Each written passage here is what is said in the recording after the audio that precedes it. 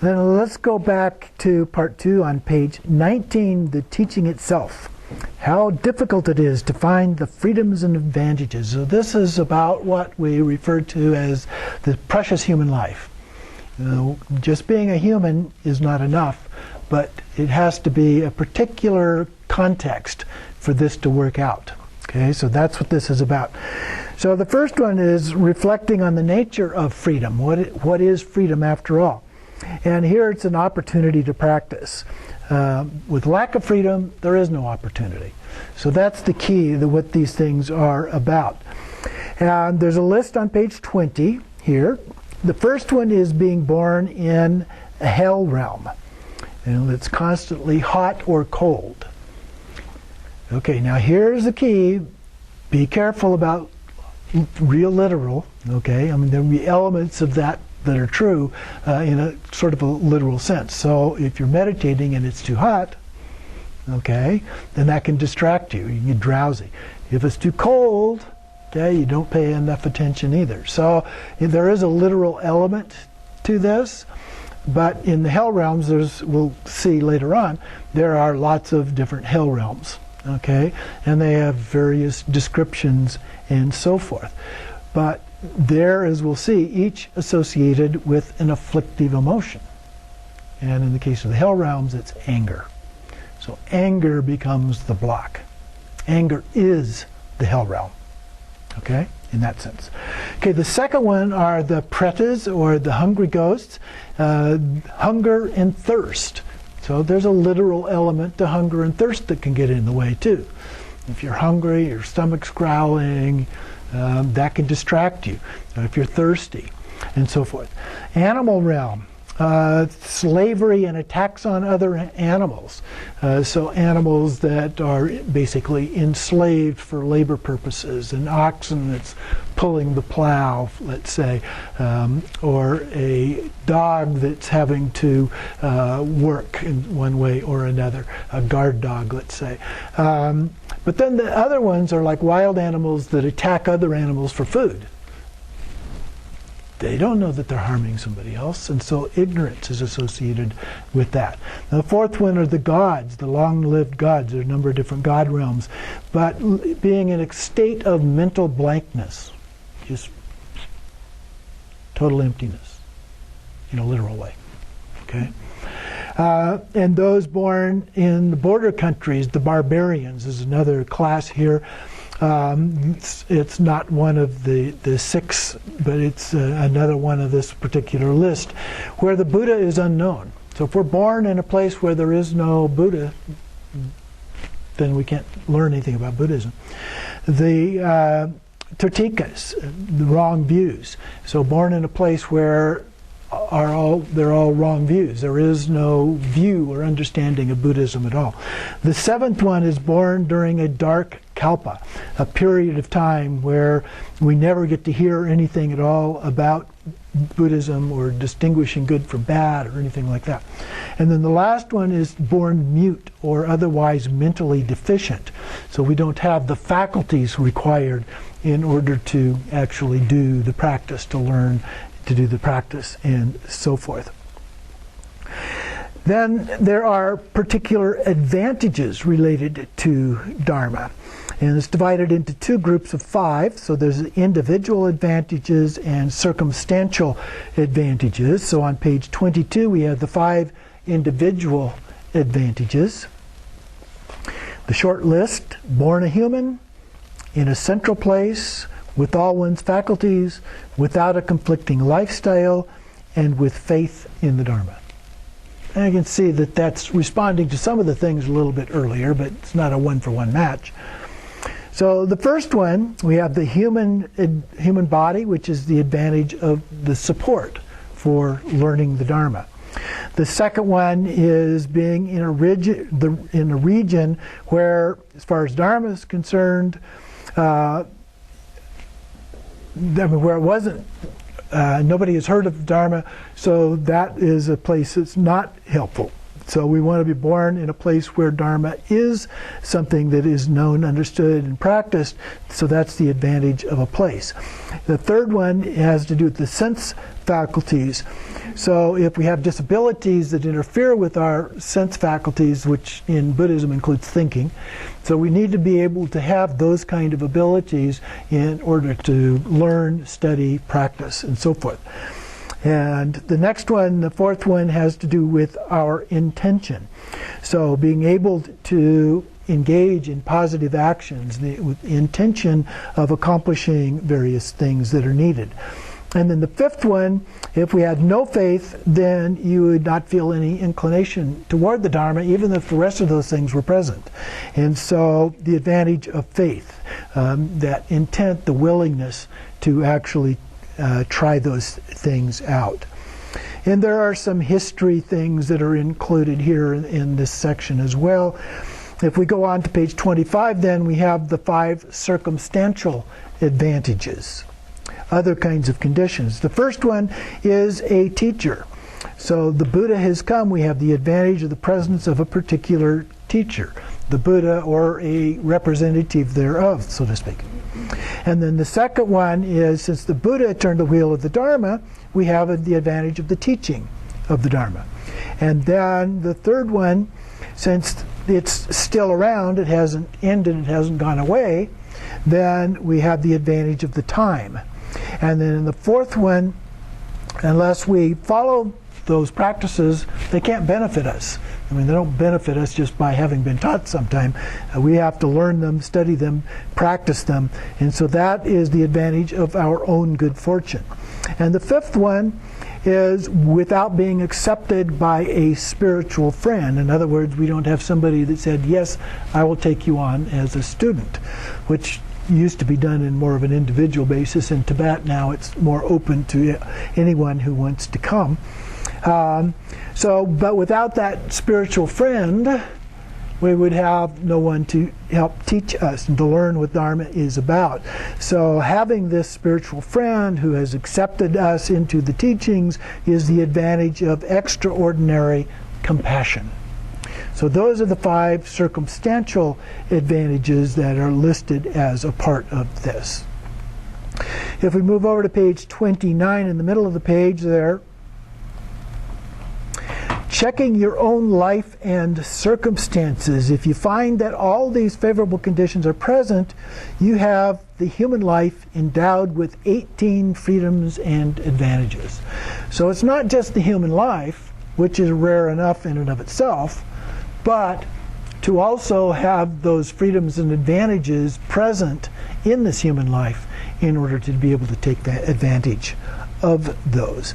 And it goes through and it gives a little bit longer list here, but I'm going to jump over to the next page because then it goes through the detailed list of each of these.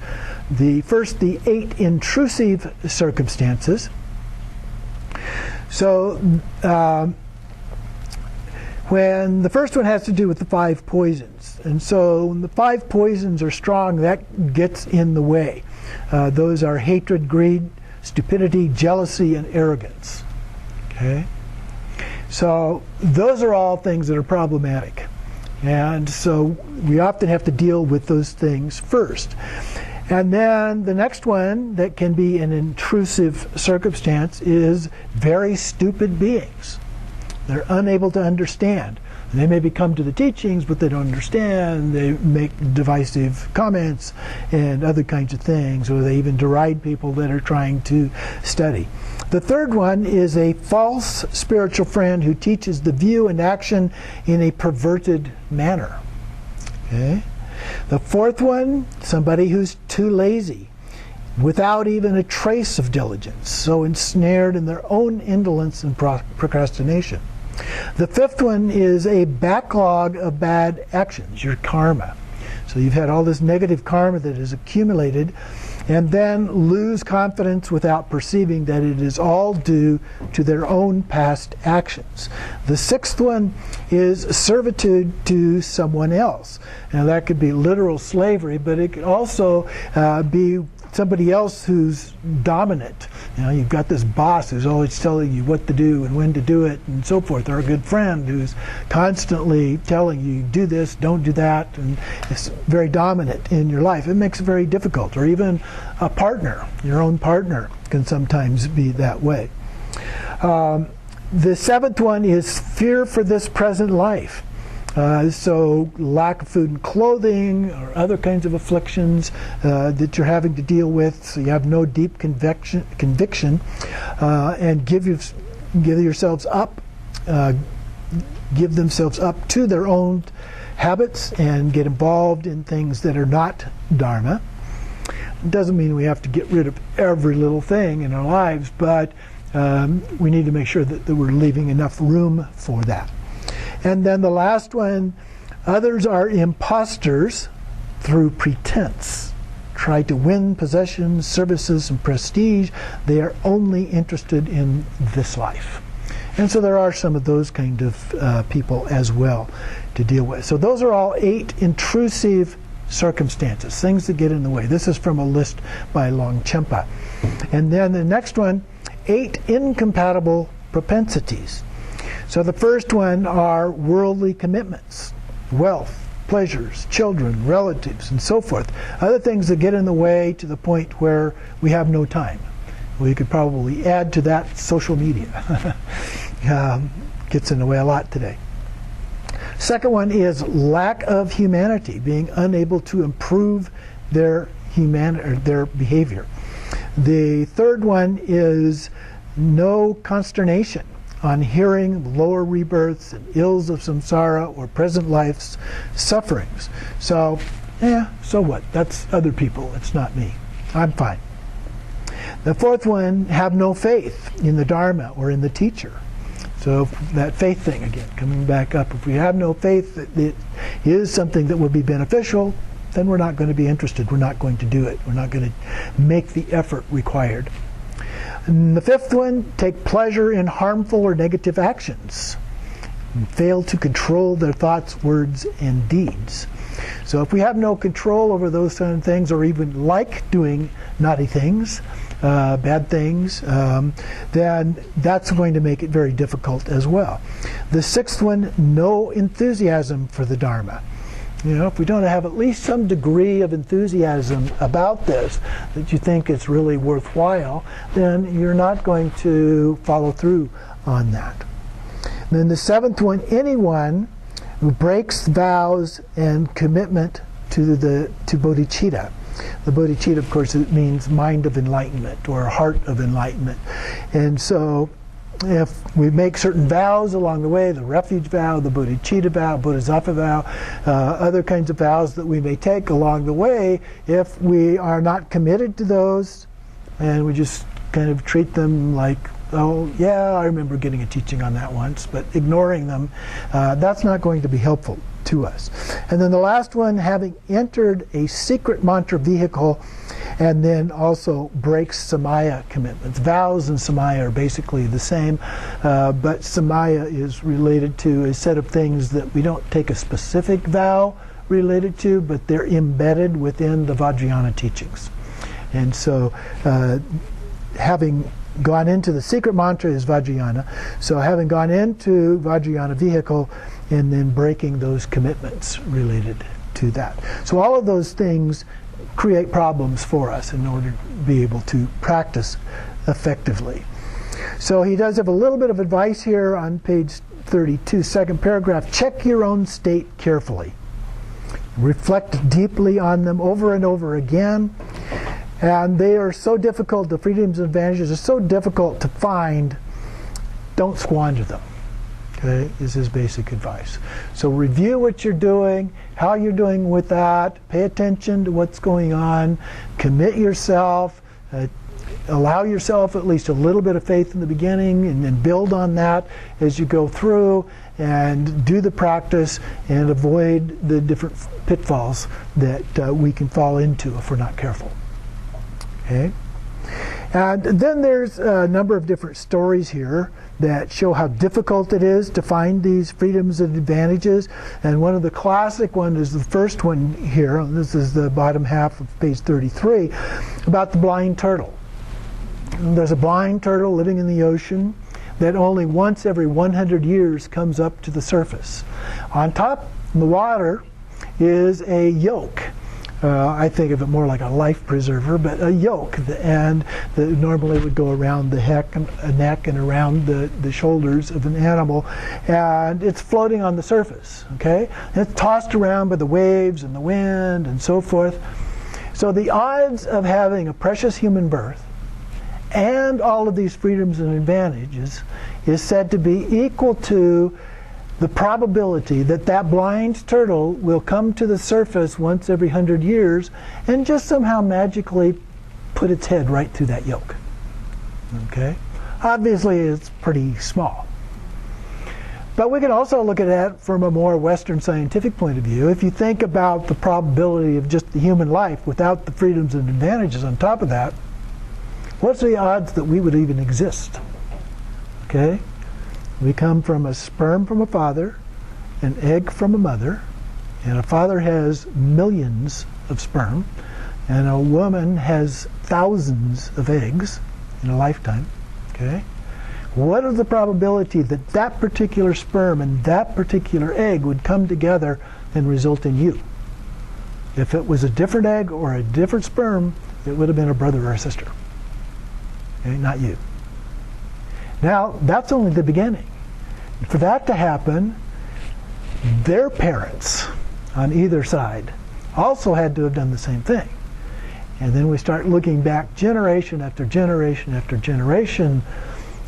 There are thousands of generations, okay, going back. It becomes so microscopic that it's almost impossible that this happened. So if you stop and just reflect on that alone, okay, that can help you give the sense of what we're talking about here with the blind turtle and the odds of these things happening. So given those very, very narrow odds, we need to take advantage of them. And the fact that we happen to be born in a country where the teachings are available, teachers are available, and all those other things can be advantages to us. Some of those are personal kinds of things that don't come from outside, but a lot of those things come from outside too. So then on page 34, he talks about various numerical comparisons. What I just gave you, you could say, is a numerical kind of a comparison. What are the odds kind of thing? Okay, and so he goes through one about the odds of inhabitants of the hell realm would be about the same as how numerous stars are in the night sky. And then pretas would be no more numerous than the stars visible in the daytime. That's one, the sun, if there's no clouds. Okay, one star that we can see in the daytime. And then it goes through, well, and if this and that and the other thing, narrowing it down further is a part of this. And that's just one of these examples. Or it goes through a number of other ones as well. As a part of that, you can read through those. They all have the same point, that the odds are extremely small as a part of that. So at the bottom of page 36, last paragraph there, he says, you can choose. And if you do not make right use, if you don't use that right now, in lives to come, it may be very difficult to obtain these freedoms again. So as we cycle through the reincarnation of a life, then the next one, who knows what opportunities there are going to be. Or even if we look at the Buddha's teachings not on multiple life forms of reincarnation, but the multiple reincarnations we go through in this lifetime. Okay? Right now, this present time, this present place, we have this opportunity, but who knows tomorrow what we're going to have? Who knows what's going to happen? Okay? We could find ourselves in a completely different circumstance where we, all of a sudden, that precious human life is not precious in that sense anymore. Okay? So we need to pay attention to all of those things. And he says there are 3 methods that we should use to follow this, starting right at the very last line of that page. Start with the thought of bodhicitta. Okay? Pay attention to bodhicitta, first of all, the mind of enlightenment. And the 3 parts: intention, action, and wisdom. And then the second one, do the practice itself without any conceptualization. Okay, there's an Ati Yoga piece. There's a part of that. Instead of conceptualizing and trying to think about all of the details, particularly when we do deity yoga practices, there are lots of details. Now, the kinds that we tend to do are shorter, have fewer details. Longer ones tend to have more and more and more details. But we can get very caught up in the details. Okay? Look at it from the big picture. What's going on here? What's the principle involved here? So instead of conceptualizing it. And then dedicate the merit at the end. We always dedicate the merit at the end for the benefit of all sentient beings, so that that merit does not get lost. And then at the very end, although I have won these freedoms, I am poor in Dharma, which is their essence. Although I have entered the Dharma, I waste time doing other things. Bless me and foolish beings like me, that we may attain the very essence of the freedoms and advantages.